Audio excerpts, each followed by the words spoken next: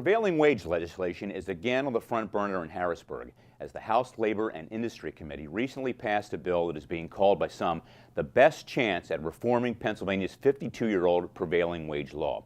State Representative Ron Miller from the 93rd Legislative District is the bill's author and is here to discuss the legislation. Representative, could you briefly discuss prevailing wage and why this is such a contentious issue in Pennsylvania?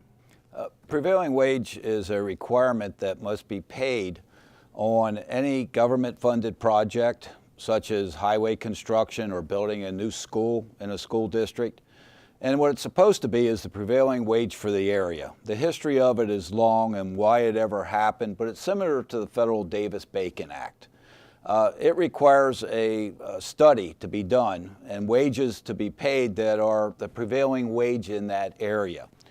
Over the years, it's become an issue because many companies don't want to participate. They don't want to tell other companies what they're paying their employees for fear that they might try to steal them away. So it has basically become whatever the union wage is for the area. I've heard you, with regard to reforming the law, use the analogy before of stretching taxpayer dollars, and I think it's a really good one. Could you explain that? Well, for example, when you're repaving a road in a borough like where I live, Jacobus, or the city of York, prevailing wage tends to add more to the cost of a project, and it depends on how much of the project is labor and how much of the project is materials. That determines how much of the increase it is, but certainly we talk often somewhere around 15 to 30%. 20 to 25% is probably close to what the average increase in cost is. So if you're going to build a new school in your school district, if you use prevailing wage, we believe that it adds probably 25% more to the cost of that building. So in other words, if you do reform this, you could actually do more projects. Correct. With one taxpayer right. dollar. Exactly. Yeah. House Bill 1538 now, and what it attempts to do. And there have been a number of bills, and still are a number of bills with regard to prevailing wages that have not gotten anywhere.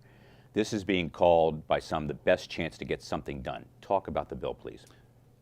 What this bill does is it provides a local option for all municipal levels of government, which would be school districts, authorities created by the Commonwealth. Political subdivisions, as it's called. Political subdivisions.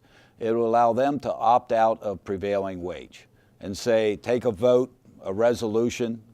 For example, the Southern School District, the Doylestown School District could say, take a vote of the school board, opt out of paying prevailing wage on projects. That vote would be binding for 4 years. It could be brought up again.